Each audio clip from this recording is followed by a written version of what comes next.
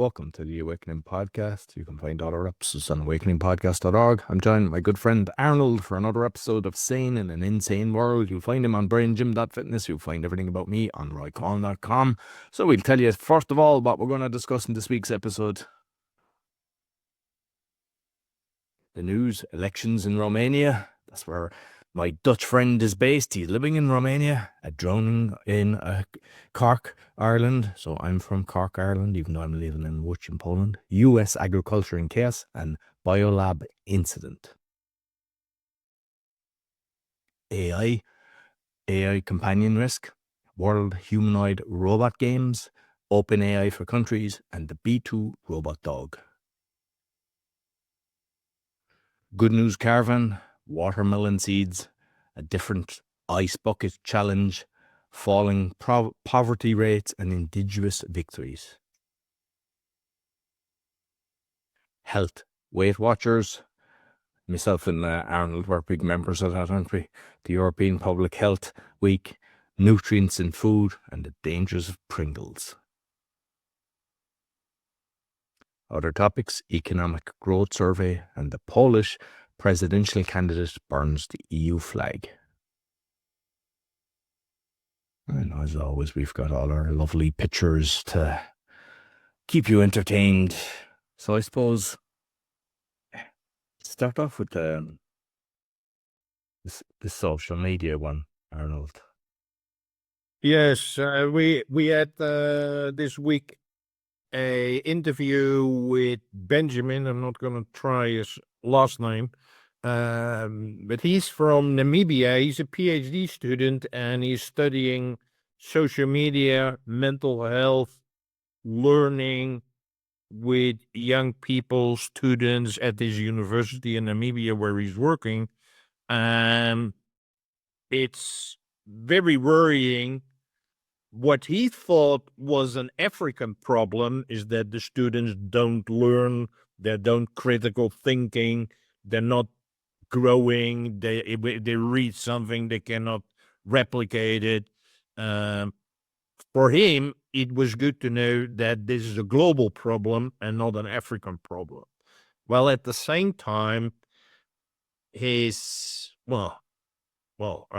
people who are evaluating his work are saying, well, you shouldn't be so negative around social media, but his research, where he has interviewed even people across Africa, is like, it has a very, very negative impact on the young people, which is extremely worrisome. So highly recommend the interview which Roy and I did with Benjamin. It will be released today. So it is really, really interesting. But at the same time, it's critical itself. Is that well, when you have children, when you have young people, for yourself, social media really, really has a negative impact on your capability in being a human being. You might jump to my picture there now, because I know you've the Romanian elections, because I want to follow up on that. And it's unfortunately there was a guy got drowned from my city in Cork. Two guys went into the river, and it was on the radio. His mother came on. Two guys jumped in, swam across. One got across, the other got into difficulty. I have his name here. It's Lucaid. He was 34. His mother said the scene was like a circus, and she basically was heartbroken. And even the presenter was like, listen, I can continue here, you don't need to. And she goes, no, you need to know what happened. There was, the boys that are there to rescue somebody that you can throw into the water. There was 4 of them in the area. Not one person threw it in. Do you know what everybody did? And I'm ashamed that they did that in my city. They took out their phones and they recorded the man drowning. Hundreds of people, they were all surrounding. Even apparently the fire brigade, when they came, they had to push people out of the way. They were posting it live. They were sharing it, putting it on all social media. Instead of somebody, I'm not saying you have to jump in, because maybe you'd hear of somebody pulling, but you could reach for the boy. That would have saved him. And that fact that that didn't happen is so heartbreaking. And the guards, the Irish police are called Garda, they've said for people to take it down. Because the other thing is, if that was your friend or your brother or your son, and that's how you find out, it's so bad. And the thing is, like what they were saying as well, is what's happening. A lot of truck drivers and drivers, when they see an accident, the first thing they're doing is they're holding up their phone and they're zooming in to the carnage. And I remember being at an event, and this is a good few years, it was with Darren Hardy, and he called it rubbernecking. It was basically, it's like you're wondering why all the traffic is so slow. And when you get to the end of the point where it starts taking off, it's a crash on the opposite side of the road. And he said rubbernecking is like everyone is looking across. So now what happens is people are taking out their phones and they're recording that. But a lot of crashes happen because of that as well, because they're not paying attention. But it just shows, like what we discussed with the interview that went out that you just mentioned earlier, how bad things are. And it's, I feel sorry for the family to realise that that's how he died. Yeah, it's extremely sad that it's more important to get a nice video on TikTok or wherever, and instead of saving a person's life. So, highly recommend listening to the podcast, the interview with Benjamin from Namibia. We talk about elections. At the end, we will talk about the Polish one. This is the ongoing saga of the Romanian elections, which I've mentioned before a couple of times. They were in December of last year, but they got cancelled because the guy to the left, the guy with the gray hair, is a guy called Georgescu. He had won by 23%, although there are always 2 rounds in Romania. But they didn't want him to win, so they completely canceled those ones in December. And last Sunday, actually, there was the new election.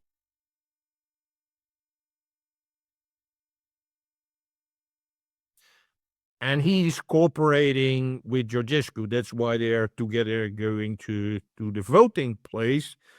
But now this guy to the right, he won with 40%, 40, whereas in the previous one, the Georgescu guy, which they blocked on every state, he won with 23. So it's an interesting way how the Romanian people respond to all of this blocking of people which the establishment doesn't favor. Is now it's that guy almost got double the votes which initially Georgescu got. So there will be a next round, a last round, which will be next Sunday, and then Simeon will face a guy from the establishment. So very curious how that will work out. But this is clearly a response that what we also have shared. There are a lot of demonstrations everywhere. It's like people are not accepting anymore the manipulation of the establishment. And I think Poland does the same thing with the voting. And just based on the way the Irish election, you have like first preference vote, second preference vote, etc. And that would prevent you having to do another election again, because the lower candidates would be crossed out and their vote would be carried forward. So, for example, if I was voting for the guy that came fifth and he didn't get in, but my second preference would have been the guy that originally won, then he would get my vote. So you don't need to have, because who's paying for this? Taxpayers are paying for this to go through the whole process again. All the people counting the votes, all the people collecting the votes, the whole thing costs millions. So you would prevent that by organizing a system to do that. So yeah. So we covered the election in Romania, the drowning, we covered U.S. agriculture in chaos. Well, we've been discussing the tariffs, which the U.S. are imposing basically on any country in the world. But what is happening is that the consequence is that the farmers in the U.S. are going broke. Why is that? Because China is normally the largest export market for U.S. agricultural products. They sell for tens of billions of dollars worth of agricultural product to the Chinese. So agricultural products going from the U.S. to China, but China has imposed a tariff on the U.S. imports as a, how do you call it, a reaction to all the tech products and everything from China, which is being exported to the U.S. But they say, hey, you import, so we also put a tariff on that. But that means that huge financial losses for the agriculture, because people are not buying those products because they just become too expensive. So, like pork and soy, which have been exported for ages by these farmers, is like the Russians are no longer, or the Chinese are no longer buying it. So, it's like, this is a typical example of shooting in your own foot. And I wasn't planning on mentioning this, but I go to a farmer to get my potatoes and eggs and stuff like that, and he was saying there was a downfall, heavy rain, not so long ago, and he was saying, like, he's aware of the chemtrails, and he was saying there was all a kind of yellow toxic sludge that appeared. He's always saying about the stuff, and he's saying the crops aren't growing with all the crop they're doing. That's scary. Like, he's saying he doesn't know if he'll be able to survive, and he's saying same with other people he knows, potatoes and everything. Like, there's a lot of carnage from the chemicals they're spraying on us, which is the food that we're eating, whether it's processed or not. Most of the time it's elements of these foods. So it's, people need to kind of heed the warning of the chemtrails, because people are just thinking nothing of it. Not only the insects and all the knock-on effect of that, the food is getting destroyed. I knew that was happening. I'm saying it for ages, but now I've got a farmer telling me that. Very, very worrisome, because there are few things which we humans cannot be without. That's water and food. Is it? Unless we become breatharians, but I don't know how true that is. Yeah, well, then very many of us will survive. Yeah. Okay, the Biolab. Oh, Biolab. Yeah, that's the Dutch version, the Biolab, yeah. So this is an interesting one. NIH halts operations in US Biolab after shocking sabotage incident, sparking safety concerns on May the 7th, 25. Dr. J. Bakachala, I'll have it in the show notes, the link, head of the National Institute of Health, announced a complete halt to operations at the US Biosafety Level 4 Integrated Research Facility at Fort Detrick, Maryland, that followed a shocking allegation act of sabotage. And he explained that he learned a contractor at the lab deliberately cut a hole in a co-worker's biocontamination suit during a personal dispute, compromising critical safety protocols. The incident reportedly happened in March, but the guy said that he didn't learn of it until now. So they've shut it down until further investigation and everything. But the thing is, all these biolabs, we know about the other thing. I have to be careful what I say, because I'm getting... I'm on my last strike for TikTok, the second account that I've created. But why are we creating these biolabs? They're bioweapons, but not to be used on the enemy as such, because they're all saying they're using them on all the people. So the fact that, like, you had America going in, and you had different people saying there was some in Ukraine, they're here, they're there. They're creating things, they're releasing mosquitoes, they're releasing all these different things. I think they've done the same with ticks and everything, because the Lyme disease went through the roof. How biolabs are allowed to be there, they're just to kind of reduce the population as well. And this is like, if something got released into that guy and was highly contagious, what would happen? I mean, we already saw the lies that they do, but there is some kind of infections that go around. So it's scary when in the States or wherever in the world, these loads of biolabs are there. Incredible. Totally incredible. So we're moving to artificial intelligence, AI. Last week, I mentioned the very, very unfortunate case of a young boy, a 14-year-old, who killed himself after a conversation with an AI companion risk. And now I found there was a research report from Standford Researchers. Stanford, a very highly respected establishment university, and they say that AI companion apps, where there are loads of, pose unacceptable risk to children and teens under 18. The boy of 14. With these platforms, they produce harmful responses, including sexual content, dangerous advice, and stereotypes, while fostering emotional dependency in developing adolescent brains. So it's now, well, if you were not convinced last week when I mentioned that suicide of that boy, this is a very respected university who says this is a very unacceptable, not even like a moderate risk. No, it's an unacceptable risk to use these companion apps. So I would say to parents and for teachers, and maybe you see young folks, well, young, it says here under 18. It's not too young either. It's like, be very, very careful about using these companion apps.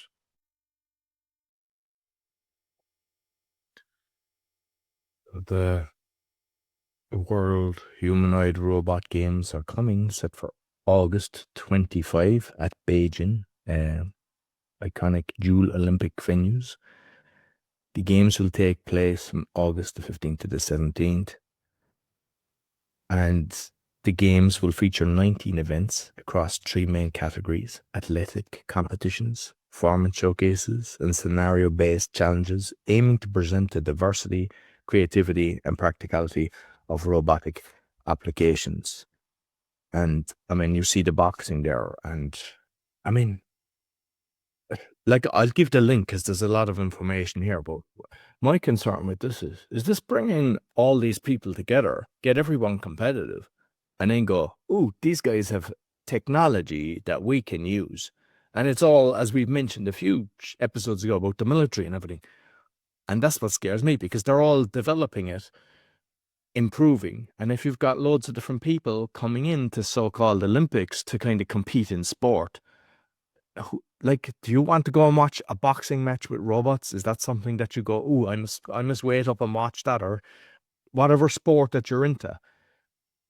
I personally, the hidden agenda here, I think, is that they're taking the technology that the people come along, or they're going to go, hey, work for us.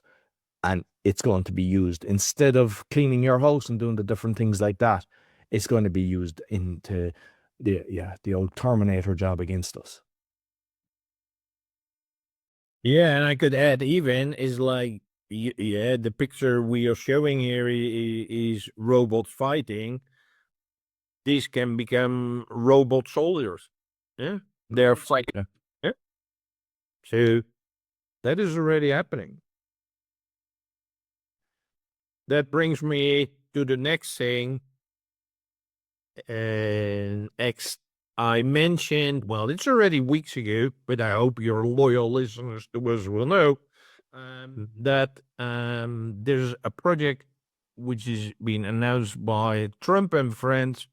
It's called Stargate, and Stargate is a project, 500 billion, I'm going to repeat, 500 billion to build an AI infrastructure in the US.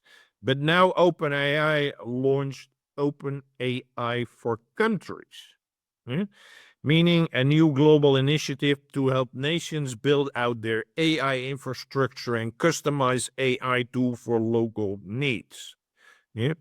So it's about building in-country data centers to customize versions of ChatGPT for citizens in partner countries, funding collaboration between OpenAI participating countries, and it will hopefully, for their perspective, strengthen the US-led AI initiative. But it means that they're rolling out this AI infrastructure all over the world. Last week or the week before we mentioned about United Arab UAE Arabic Emirates, Yeah.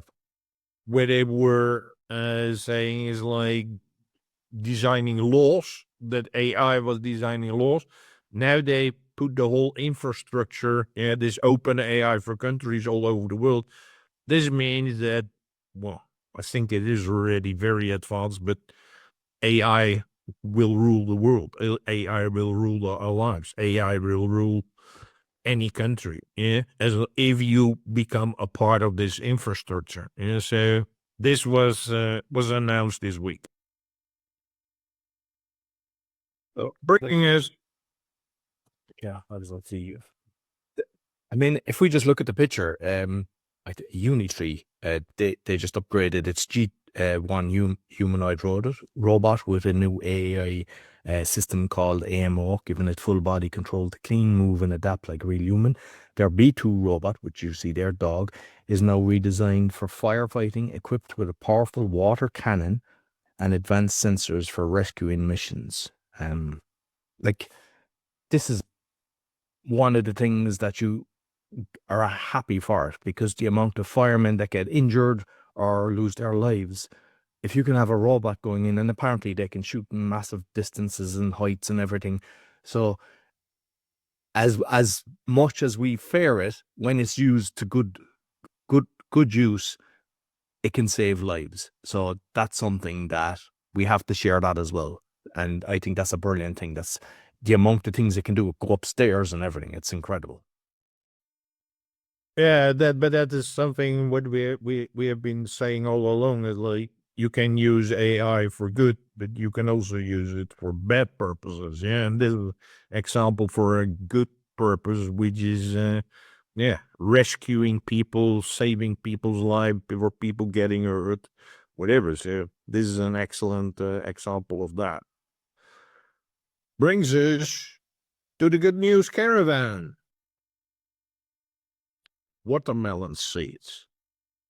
What do you do with your seeds when you eat watermelon, Roy? Spit them out. Is it? Try to eat the dog. Yeah, you spit them out, or you take a spoon and you try to release that thing. But it appears that watermelon seeds have one of the highest nutritional content of any seeds. They're high in protein, good fats, and minerals like magnesium, zinc, and copper. So, instead of spitting them out, next time, just eat them. And should you soak them in water like you've mentioned on 2 previous shows? They'll just munch them out. These are already, well, it's called a watermelon, so I guess it's not.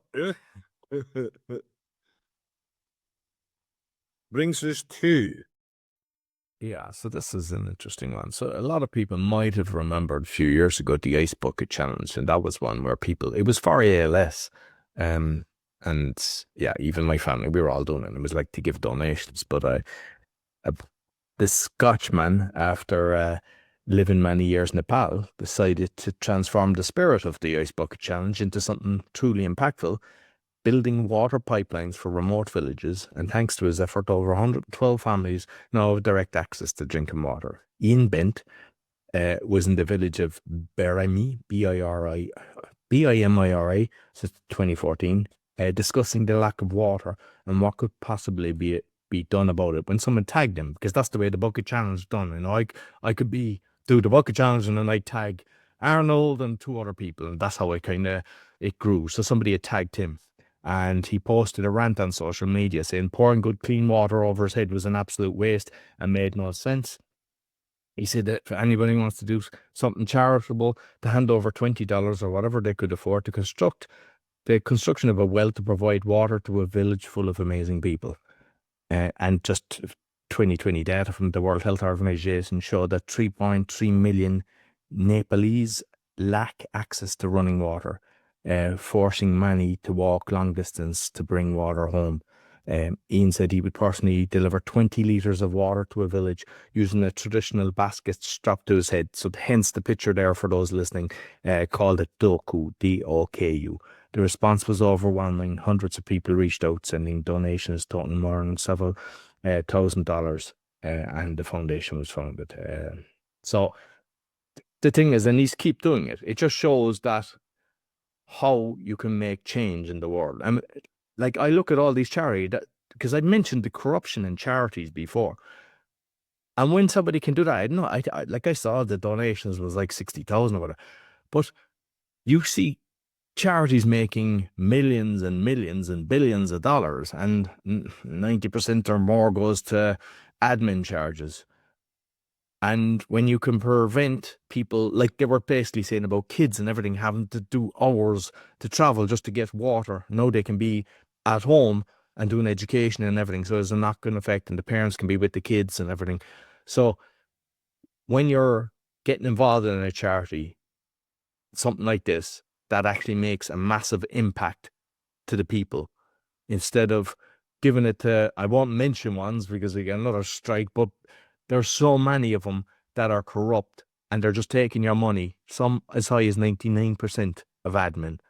So make sure that when you are donating, you can actually make a very positive change to humanity.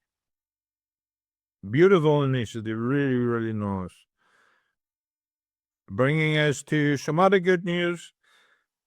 I read that in Brazil, this is a picture from folks in Brazil from a tribe called Munduruku, and they claimed a certain ancestral Amazon land, and they won in the legal case. So here you see them. Here's a picture them cheering that their government or the legal system has awarded their ancestral land, which has been in their place for generations and generations. Also, it's not particular here, but it's with the I read that the poverty rates in Latin America and the Caribbean fell to a historic low in 2023, which is really good news, and is driven by improved social security and pension schemes. Also, that in Indonesia, so this was Latin America and Caribbean, Indonesia's poverty rate dropped to a record low of 9%, which is all good news, because I think it's really crazy that we live in a world which we think is very advanced and rich and fine, and still very, very large percentages of the world live in poverty. That shouldn't be happening in this world. Absolutely. Moving on to health. Roy, in our introduction already asked whether I was a fan of Weight Watchers. Well, I could use something, but not the way they approach it. But Too many seeds, Arnold. yeah. Maybe I should split between spitting out and eating them. Weight Watchers is a company which really, I didn't know, it's 62 years old, but it has gone broke.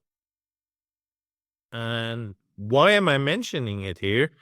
Because they see they earn the money from subscriptions and people doing their programs. And if you exist for 62 years, you must be doing something good. Otherwise, you wouldn't exist for so long. So it's more about calorie counting and exercise and what you eat and do.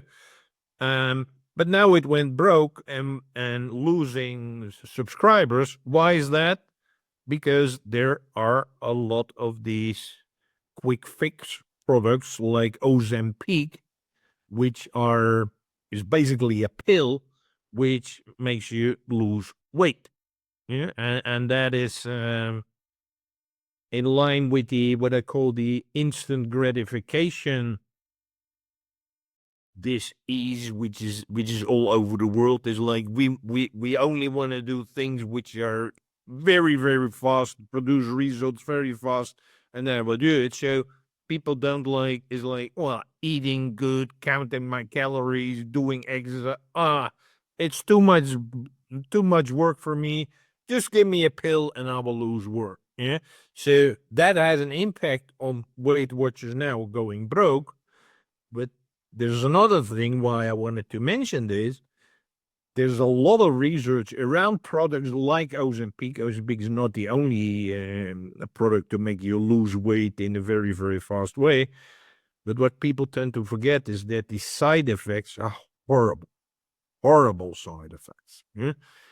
And that's not what they mention. Yeah? So it's like you might be losing weight, but you might gain horrible diseases. And that has been proven as well. Yeah? So it shows this negative trend where people are basically too lazy to put in effort, and they think, well, I'll just take a pill, but you don't know that the pill is destroying your health. Bringing us to the European Public Health Week. Yeah, so European Public Health Week aims to raise awareness about public health and promote collaboration among the public health community in Europe. EUPHW is an annual initiative organized and coordinated. It began in 2019 and it keeps growing.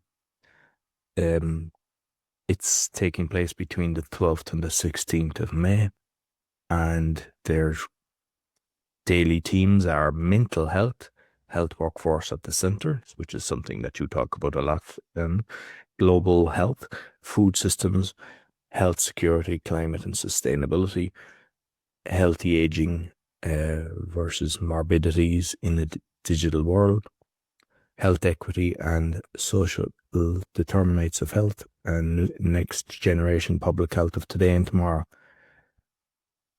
It's a good thing, but you've got the World Health Organization and all these other people involved in this. Like, if you have, obviously you've got good people as well that would be contributing to this, which will be great.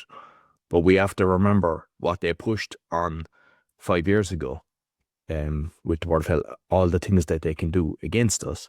And if I look at, say, European public health, I'm going to touch it in a minute when I go on to the Pringles thing. But I personally, I'm not a scientist, I'm not a doctor. I know of thousands of things that can be changed immediately that will help the world a lot better. So does the European Union and all these different things really help us? I don't think so, when you can see so much crap there and all the spraying and all the shit. The first thing I do is, why are we spraying toxins? Next thing is all the food. Why are we doing processed food and all that? Every single thing is against us. But I'm just highlighting it, that there could be, and I'm sure there is, because if you've got all of Europe, there's always good people there. So let's hope that they get the eyeballs and people become aware of what's being discussed. Yeah, it's like not everything is bad. They're also good. They're good doctors, and the people have very, very well intentions. But the main thing, what we are trying to do with this show as well, is keep your critical thinking. Right? Don't blindly follow rules or because folks in a white coat say it. Yeah. I'm a guy in a white shirt right now. Is it like just start your critical thinking? Like, is this really helping me? Is this really useful? Is this really something I must do? So it's like, look at it and apply your critical thinking.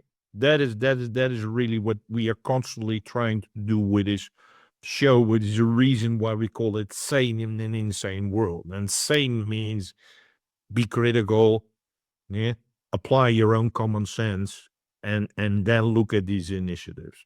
And you with your white shirt, me with my black, it's like yin and yang. There's always good and bad, and we have to find compromise. So you find what you look for. A balance. Yeah?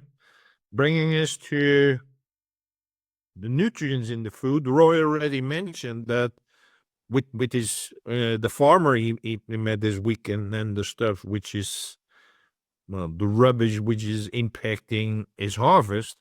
Here's a slide which I found on the internet. It's a presentation, if you look at the upper right corner, it says Eco 25. So it's a very recent slide which says that in all fruits and vegetables, there's a decline in the nutrients, like calcium from 16 to 65%, 80 to 90% of magnesium. Magnesium is crucial for the functioning of your body. Your body cannot do without magnesium.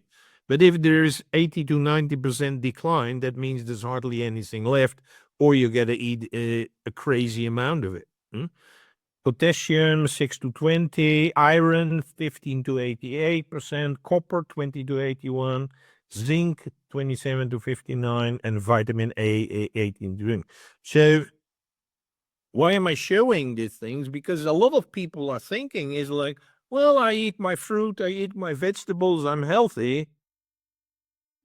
That might have been the case 50 years ago.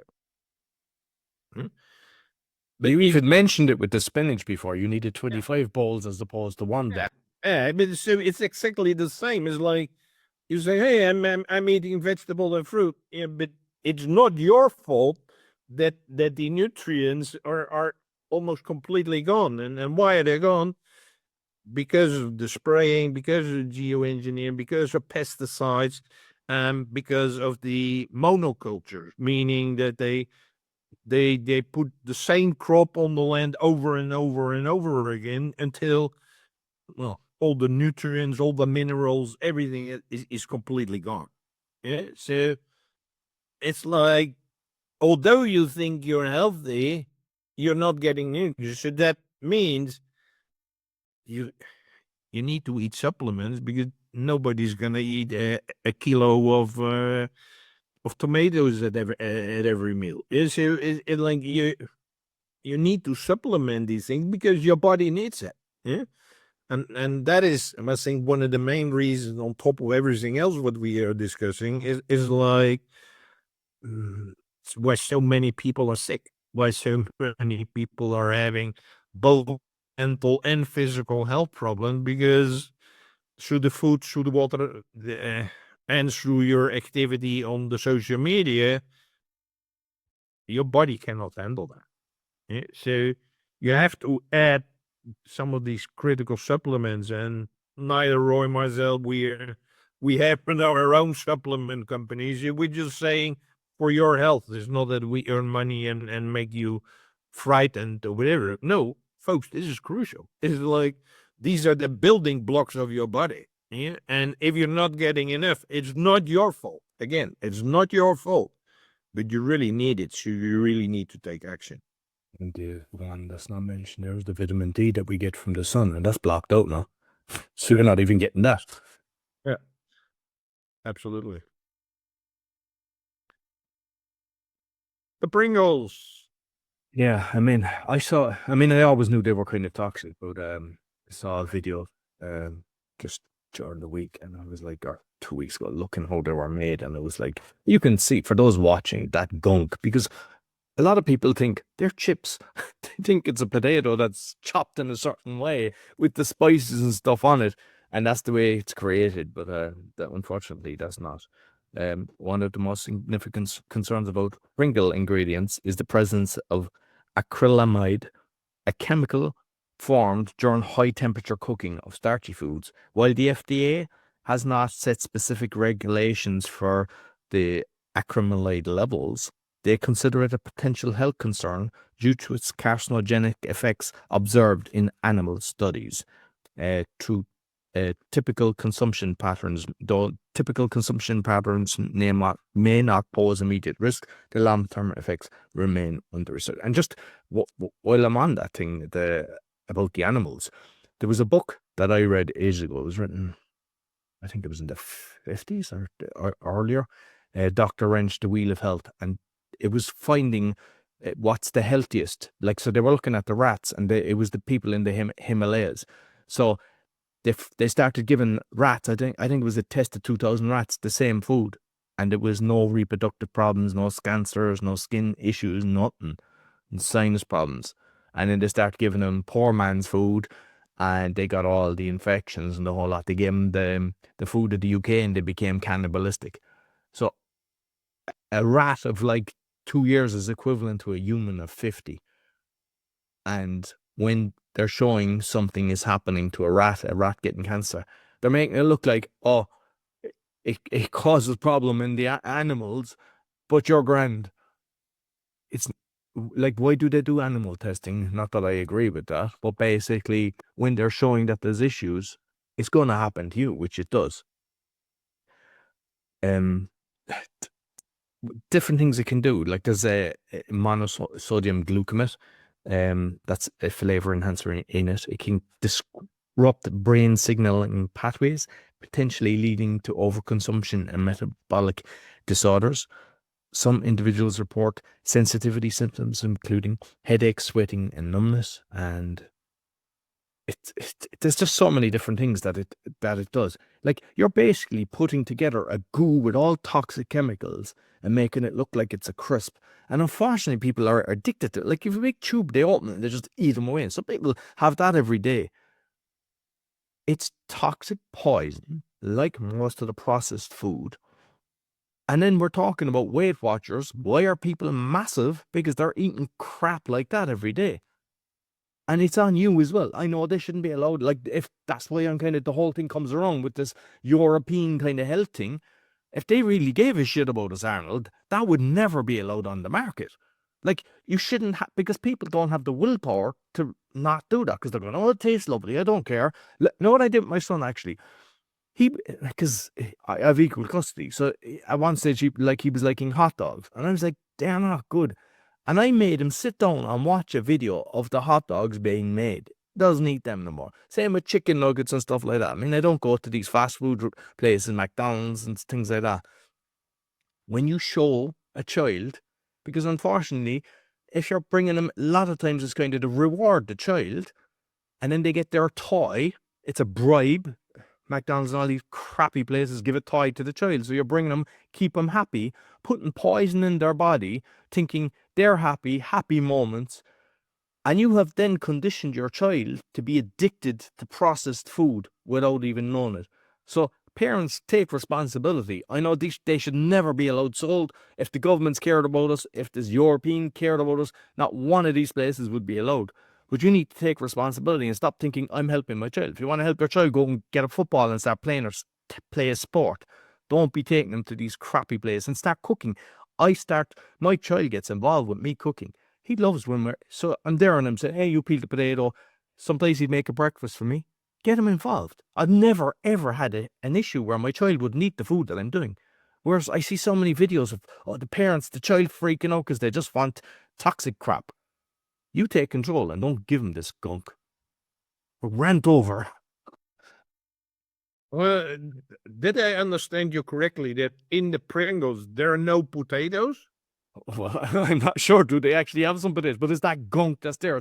It's a concoction of gunk. Yeah. So you would think it's potatoes that are grown, that are nice size, chopped up, but why is it that they all look the exact same and everything is? They're not potato. They're not. It's not like normal chips that we see. And to be honest with you, Lay's and all these other ones, they're all toxic as well. Yeah, well, but I didn't know that there's hardly any, if any, potato juice. That's totally incredible. But until a few years ago, I liked crisps. Because like when I was cooking, I liked eating some crisps. But then I realized, and it's like, I'm just cooking, I'm listening to music, it's my way to relax and whatever. And it like, every time I eat more than I envision. And I'm like, why is that? It appears that they put sugar in that. And sugar means sugar is addictive. So you keep on eating from it. Why does potatoes or baked potato need sugar? You put salt on them, not sugar. But that's what they do. They put in each bag, they put the sugar to make you addictive. Eh? It's in tomato sauce as well. There's about 5% of sugar in tomato sauce. Yeah. So everything is like to keep from eating. That's weird because, well, how many people are there if you get these, these boxes of Pringles? Like, before you know it, it's finished. Yeah. That's because there's sugar in it and a lot of other shit. And say really, soda drinks like 7-Up and Coke, you take it because you feel thirsty. And you end up being more thirsty after drinking it instead of having a glass of water. It's all And linked. well, even Cokes and things, there are pictures you can find out on the internet that it thinks it's 3/4 sugar. It's basically sugar water. Other topics, economic growth. There was, well, it's a lot of numbers, but it's basically McKinsey report about the global economic situation, and it says that 59% of respondents, this was for March, so this is really new numbers, that 59% of respondents see trade-related changes as one of the biggest risks to global economic growth. A share that has more than doubled in the past 6 months. Yeah, so I already mentioned the farmers in the US, but everywhere, instead of, well, tariffs facilitating worldwide trade, it's limiting it now. Yeah, 33% of respondents say that economic conditions in their countries have improved. In this, you might say that's fine, but that's the smallest share since September 2020. Mm. And 55% of private sector respondents expect their company's profit to increase in the next month, which is also the smallest percentage since September 2022. So, like, people are, well, mostly in the US, I guess, like cheering what Trump is doing with the, it is really, really great. But the local economy is falling apart. And that's not what we want, because that is impacting all of us. And the last one, we started with an election and we end with an election. Exactly. Polish president candidate and European Parliament member Grzegorz Braun set fire to a European flag on May the 6th after his fellow MPs voted to remove his parliamentary immunity. The revocation from his immunity stems from a December 23 incident in the Polish parliament where he, it says allegedly, but I saw the video, he used a fire extinguisher to put out Hanukkah, like they're the Jewish candles. So he went in and he just covered in all, when you've like the white powder. So that was one of the things that he done. He's also accused of insulting and violating the bodily integrity of the director of the National Institute of Cardiology and of damaging a Christmas tree that he removed from a courthouse because it was decorated with EU and LGBT plus flags. After today's vote to strip him of immunity, he published a video of himself setting fire to an EU flag and wrote, "Down with the European Communist, this is Poland." On Tuesday morning, another incident, that was the one that I just mentioned there. But the thing is, he doesn't have massive ratings. It's like, I saw it's 2%, but when you do a search, they're trying to hide him. They don't want to show where he is in the polls and everything. But eventually saw that he went from 2% to 4%. I see a lot of the younger people are for it. And me, being Irish, saw about the Europeans. So I don't know why people think the EU is a good thing. It is not. It's destroying Europe. It's destroyed Ireland. It's destroyed Holland. It's destroyed all of them. And like, we're supposed to think this is great. So people should vote for this guy, because what he's doing is he's realized what they are, but yet they're all trying to shut him up and everything. Well, that is basically happening everywhere. That is what I explained. I try to keep you updated on what's happening in Romania. It happened in Germany. It's happening in Poland. It's happening in a lot of other countries that people are fed up with things. Yeah, I would have never guessed when I was young that I would now totally agree with what Roy said, that the EU is not good for you. Well, when I think it was in the 50s where it was called the EGKS, European Community for Coal and Steel. That is the precursor of the EEG, and then it became the EU. For small countries like Ireland, like the Netherlands, it's really, really crucial that you remove trade barriers, that you make it easy to collaborate, import, export products.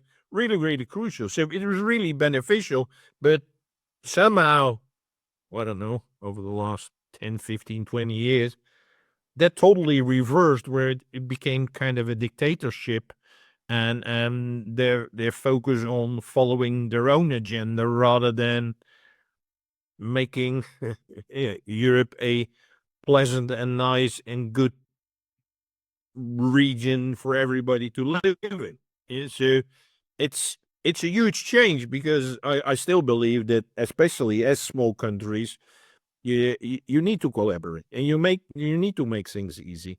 But because of the EU becoming this dictatorship, which is promoting war and even wants to set up its own army now, and put 800 billion into buying ammunition and tanks and planes and everything, it like, now you see a response from the people, and that's what you see in Poland. It's what you see in Romania. That's what you saw in Germany. That's what you see in any country. Is like, people don't want that. The people itself, nobody wants war. Nobody wants trade wars.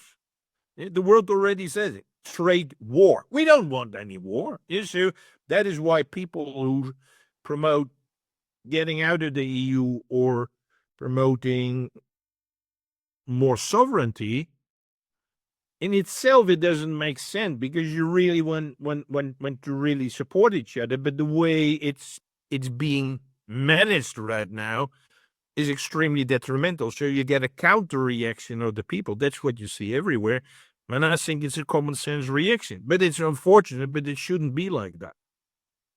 And I saw with that 800 billion, and there's probably a lot more, to just say that it was only the Hungarian guy had the balls to kind of say, hey, no, he stood up to this. And I saw an interview with Ursula von der Grumpy Sanchez. Yeah. And basically, the interviewer was saying, will your children be going to the war? And she just laughed. So it's like, unfortunately, some people are in the military or the police or whatever. If you are on the front line with royalty, kids, and all these business leaders and all these politicians who are kind of saying, hey, you go forward there and die, maybe then it's worth it, because you think, and that will never happen. So why should you die? Why should you fight your neighbor for some asshole that's trying to control you anyway? So, like, nobody, man. There's no need for any of it. Like, and I think, thankfully, people, even, like, you could see it with Russia, Ukraine, like, because most people were friends. Like, I had friends, Russian, Ukrainian, most people do. And even them themselves were friends. And it was like, what's going on here? Like, you've got these leaders causing havoc and getting people to hate each other because of the pulling the strings. And that's happened all over the place. So don't give them your power. Yeah, take back your power. Exactly. Never give it to them. Take it back. Exactly. Once you realize your sovereignty, take it back. So, as always, Arnold, thanks very much. You'll find Arnold on braingym.fitness. You'll find me on roycollin.com. Sure to give us a thumbs up, 5-star rating, and share with your friends. And make sure you listen to the previous episode about social media that we discussed. Until next week, take care.